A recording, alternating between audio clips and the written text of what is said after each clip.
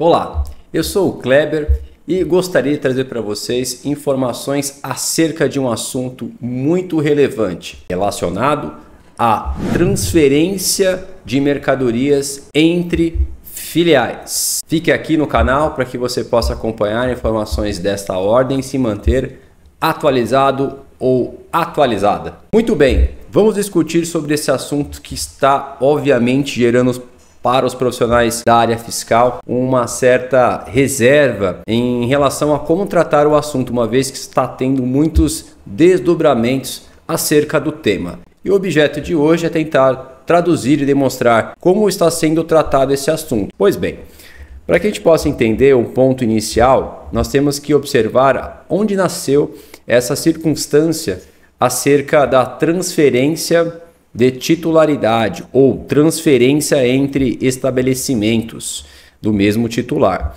Hoje nós podemos observar o artigo 12 da Lei Complementar 87 de 96, Lei Candir, onde abriga-se o seu inciso 1º, onde cita para nós da saída de mercadoria de estabelecimento de contribuinte, ainda que para outro estabelecimento do mesmo titular. Mas veja, temos aqui uma ADC 49, ou seja, foi publicada por meio do Supremo Tribunal Federal, onde este movimento e esta informação e essa ADC, caso vocês queiram aqui observar, nós podemos clicar e acompanhar essa informação aqui automaticamente.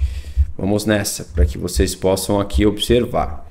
Muito bem. Então, clicando aqui, você pode observar o seguinte, que o julgamento, qual foi o objeto dele especificamente? Nós podemos vir até a parte onde cabe da decisão.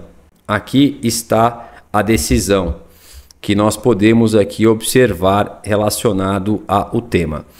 A decisão diz para nós o seguinte: o tribunal, por maioria, julgou procedentes os precedentes embargos para modular os efeitos da decisão, a fim de que a eficácia pro futuro, a partir do exercício financeiro de 2024, ressalvados os processos administrativos e judiciais pendentes para a conclusão até a data da sua publicação. Aqui, neste ponto, ele deixa claro, em relação a outro detalhe, inclusive, acerca da inconstitucionalidade trazida para que nas transações desta ordem, então o ICMS sobre a transferência de mercadorias entre titular, não haverá cobrança do ICMS, não é fato gerador a circulação dessa mercadoria. E basicamente, neste momento, além de ele definir esse critério, o Supremo Tribunal Federal, ele modulou os efeitos que a partir então de 2024, os contribuintes não devem mais considerar fato gerador do ICMS nessas transferências, seja em operações internas ou operações interestaduais. Isso que foi então julgado sobre este mérito. Voltando então no artigo 12, então nós podemos aqui observar esse critério. Para que a gente possa aqui entender como tratar o assunto, é possível nós começarmos a tratar esses detalhamentos. Então o que nós vamos fazer aqui?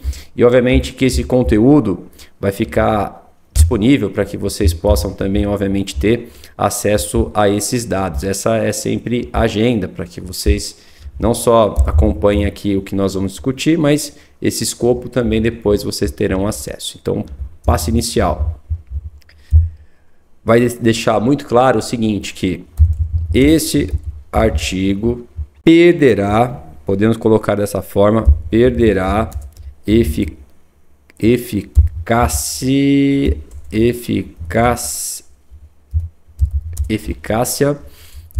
a partir de 2024. Portanto, nós já temos uma base de que esse artigo vai perder eficácia a partir de 24, ao que tudo indica. Então, nós temos já uma informação bem compilada. Vamos aqui organizar para que vocês possam ter sempre a melhor experiência possível, receber o conteúdo perfeito. Então, já sei que o artigo 12 desta lei complementar, e é bom a gente colocar a lei complementar número 87/1900 1996, onde é a Lei Candir. A Lei Candir que trata sobre a matéria de ICMS, é a que nós chamamos então a matriz do ICMS. Então o ponto inicial é saber que há uma ADC 49, publicada pelo Supremo Tribunal Federal, onde trouxe o alcance e as diretrizes a serem tomadas. Pois bem, feito este movimento, houve uma manifestação por meio de um convênio ICMS, o 174 de 2023, publicado bem recentemente, que trouxe uma nova realidade para alguns fatos. Este convênio, que aqui vocês estão observando agora, dispõe sobre a remessa interestadual de bens e mercadorias entre estabelecimentos da mesma titularidade. Então essa foi a agenda, o expediente tratado. E logo na sua cláusula segunda, demonstra que o objetivo então deste convênio é estabelecer critérios, uma vez que não haverá a incidência, o fato gerador do ICMS nessa circulação de mercadoria entre estabelecimentos do mesmo titular. A pergunta é: se a mercadoria sai sem a incidência do ICMS, ao receber então esse destinatário esta mercadoria, por não ter destaque de ICMS, não há o que se falar sobre aproveitamento de crédito. Mas se esse estabelecimento pretende dar uma saída subsequente, ou seja, vender a mercadoria para uma outra pessoa, pode ter a incidência do ICMS. E a essência do ICMS está atrelada à não cumulatividade. Em regra, todo débito tem um crédito. Portanto, se eu tenho uma saída subsequente que tem a incidência do ICMS, aonde está o crédito relacionado a isso? Na origem, aonde a mercadoria então iniciou, quando essa mercadoria chegou. Ou seja, esse crédito está armazenado na origem. Pensando nisso, foi colocado esse convênio para estabelecer uma regra e premissas como que esse crédito precisa ser transferido. Ou seja, quem está enviando a mercadoria para um outro estabelecimento do mesmo titular, ele deve, nesse documento fiscal, transferir o crédito de origem dessa mercadoria para que o destinatário possa fazer uso desse aproveitamento de crédito e, obviamente, seguindo o expediente da não cumulatividade muito bem acomodada em seus ditames. Bom, o convênio foi ratificado logo aqui abaixo, como vocês podem aqui observar, na cláusula 8ª, e também, inclusive, deixando claro que a sua ratificação foi publicada em Diário Oficial e seus efeitos seriam a partir de janeiro de 24, respeitando, obviamente, a decisão da ADC 49, publicada pelo Supremo Tribunal Federal. E, sequencialmente, aqui os representantes do CONFAS e, sequencialmente, os representantes de cada unidade federativa. Ora, até aqui tudo bem, o fato aconteceu, nós tínhamos então o convênio ICMS 174 de 23. Então, vamos colocar na seguinte informação, para a gente poder aqui encontrar uma boa forma de como tratar o assunto. Então vamos colocar aqui no nosso plano de ideias, dizendo o seguinte: então, foi publicado um convênio ICMS 174 de 2023 com o objetivo de uniformizar os critérios para transferência dos créditos de origem da mercadoria, ora transferida para o destinatário, entre parênteses, podemos colocar estabelecimento do mesmo titular, ok? Então, isto nós podemos colocar aqui como uma fonte inicial de ideias que nós tínhamos aqui discutido. Vamos colocar na mesma ordem e aqui vocês conseguem já observar. Vamos só deixar aqui perfeito. Então, esse ato, vírgula, foi então instrumentado, vírgula, pelo o convênio ICMS 174 de 2023. Vamos colocar aqui também isso de modo a vocês terem sempre a melhor experiência, porque esse arquivo já vai pronto, né? Então já vamos ter todo o zelo possível para que você possa. Inclusive, eu acho que dá para até colocar diferente aqui. Vamos colocar ponto 1 e ponto 2. Assim vocês terão mais acesso a essas realidades. Muito bem, então uma vez que isso já foi definido, agora é o ponto 3, que é a novidade que aconteceu. Qual foi o ponto 3 que eu quero suscitar para vocês? Saiu hoje. Hoje é dia 20/11 de 2023, publicado no Diário Oficial da União, onde foi colocado que o convênio ICMS 174 de 23 foi rejeitado. Houve a rejeição do mesmo, não tem mais efeitos, porque o ato declaratório 44, publicado e assim demonstrado em Diário Oficial a partir do dia 20/11 de 23, à disposição de todas as pessoas a fim de observarem, então rejeitou esse convênio. Mas por que ele fez isso exatamente?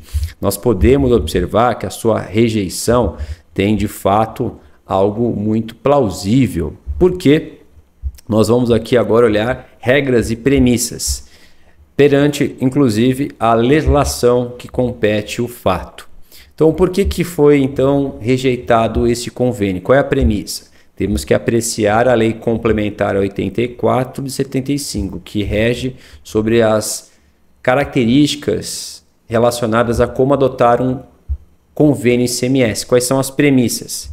E dentro do seu expediente, o CONFAS, que estabelece a reunião entre as unidades federativas e depois, sequencialmente, ele celebra este convênio, ele tem que observar o artigo 2º. Artigo 2º. Aqui está o artigo 2º. Perdão, o artigo 4º, que é o mais apropriado para esse caso. Então, vamos pegar aqui o artigo 4º. Vou pegar até esses dois parágrafos e nós vamos ler juntos, mas usando a nossa fonte, que é aqui, então, o Word. Vamos juntos aqui entender essa dinâmica de como que foi tratado esse assunto de ordem prática. Vamos aqui estabelecer o mesmo critério para a gente poder aqui trabalhar adequadamente. Esse parágrafo primeiro nós podemos tirar e aqui nós começamos a trabalhar. Então veja só, dentro do prazo de 15 dias, deixa eu aumentar um pouquinho para que vocês tenham a melhor experiência possível, é claro, conforme vocês estão observando. Eu acho que aqui fica interessante. Ótimo. Bom, o que fala a Lei Complementar 24/75? Aqui estabelece um critério muito importante. Dentro do prazo de 15 dias, após a publicação deste convênio, é colocado o seguinte, que independentemente de qualquer outra comunicação, o Poder Executivo de cada unidade de federação publicará um decreto ratificando ou não os convênios celebrados. Então, isso é muito importante. E aí nós podemos grifar esse dado. Porque o parágrafo 2º aqui nos remete o seguinte: considera-se rejeitado o convênio que não for expressa ou tacitamente ratificado pelo Poder Executivo de todas as unidades de federação. E aqui nós podemos grifar novamente para vocês poderem aqui acompanhar. Então, o que aconteceu na prática? Voltando aqui então no ato declaratório. Se você observar logo aqui no início, é colocado pelo CONFAS, no uso do seu expediente e da sua competência, ele chama a Lei Complementar 24/75, a hora exibida, e diz aqui claramente, no uso das atribuições que lhe são conferidas, depois considera o seguinte: considerando a manifestação do Poder Executivo do Estado do Rio de Janeiro, publicado no Diário Oficial do Estado no dia 16 de novembro de 23, por meio do decreto aqui demonstrado, que dispõe sobre a não ratificação do convênio. Então, o fato de que o Estado do Rio de Janeiro não ter ratificado automaticamente demonstra que o convênio precisa ser, então, rejeitado. Ou seja, em linhas gerais, esse convênio foi rejeitado. Qual convênio? O convênio 174 de 2023, que traz as recomendações acerca da transferência desse crédito da origem, porque o Estado do Rio de Janeiro se posicionou por meio de um decreto não aceitando o convênio, rejeitando o mesmo. Inclusive, uma vez que assim o faz, automaticamente então perde, digamos, seus efeitos. Esse é o que foi colocado. Portanto, para a gente poder aqui voltar, então nós temos aqui um detalhamento muito importante a colocar no ponto 3. Motivos que o convênio ICMS número 174 de 2023 foi rejeitado. Ponto. E a gente pode deixar nesse termo e assim vocês já terão então a informação, os motivos que levam. Então, de acordo com a legislação que aqui foi exibida, ficando claro que nós podemos voltar e pegar emprestado essas questões que aqui estão bem colocadas, considerando então essas informações aqui direcionadas. Vamos colocar agora desses termos. Então, isso é o motivo que leva a ser rejeitado. E aí a gente pode novamente fazer aqui a leitura só para vocês terem uma ideia como que nós vamos montando essa linha de raciocínio. Portanto, considerando a manifestação do Poder Executivo do Estado do Rio de Janeiro, publicada no Diário Oficial no dia 16 de novembro de 23, por meio do decreto aqui demonstrado, que dispõe que não ratificação do convênio ICMS 174 de 23. Então, dito isso, pessoal, hoje o que nós temos agora é aguardar, ver como que vai ser a manifestação por parte então da nova Assembleia que vai ser convocada para discutir um assunto tão importante desta ordem, tá bom? Deixa eu colocar aqui novamente a lei complementar, que essa aqui vai ser a lei 24 de 1975, para vocês terem também essa informação. Vamos colocar aqui isso em negrito para ficar mais perfeito possível desta apresentação. Então, meus amigos, vamos recordar o que nós falamos aqui nessa aula, para você ficar fera no assunto e quando alguém te perguntar, você sabe exatamente os motivos que levaram então a acontecer essas circunstâncias. Sempre aqui nas aulas da Net Fiscal, nesse canal, tem esse cuidado, não só colocar sim ou não, mas por que que isso aconteceu. Vamos resgatar então onde tudo começou. Tudo começou então aonde foi proferida por meio do Supremo Tribunal Federal, ADC 49, destacando que não haverá fato gerador na circulação de mercadoria entre estabelecimentos do mesmo titular. Portanto, deixando claro que o artigo 12, por exemplo, do inciso 1º do respectivo artigo, não terá mais eficácia a partir de janeiro de 24, onde a ADC já alega, inclusive, colocando na sua modulação de efeitos a sua eficácia. Portanto, a partir de janeiro, esse artigo não tem mais sentido. Sequencialmente, foi publicado então um convênio ICMS celebrado entre todas as unidades federativas, que foi o 174 de 23. Mas nós percebemos, embora o mesmo foi então assinado por todos os representantes das unidades federativas, há espaço para que um desses estados pudessem questionar ou não ratificar. E foi o que aconteceu. Então, não houve a anuência por parte do Estado do Rio de Janeiro acerca deste convênio, dentro do prazo assim que compete, e naturalmente seguindo o rito da Lei Complementar 2475, nos ditames aqui apresentados, afasta o convênio. Portanto, este convênio não tem mais eficácia. Qual? Convênio. Convênio ICMS 174 de 23. E outro fato que é importante, que eu acho que é importante colocar também, é a questão do ato, para vocês também terem essa informação aqui nesse escopo. Então, considerando aqui esse fato muito importante para vocês terem esse detalhamento. Portanto, considerando o ato declaratório e a manifestação do Poder Executivo, segue então essa ordem. Voltando agora para a gente se ver aqui, o que nós podemos concluir que o assunto ainda carece nós estarmos acompanhando muito de perto, e aqui no canal da Nerd Fiscal você terá todo o acervo de dados e também, obviamente, em nossas mídias sociais, para que você venha acompanhar qualquer desdobramento desta ordem acerca não só desse tema de transferência, mas quaisquer outros temas que podem impactar o seu dia a dia.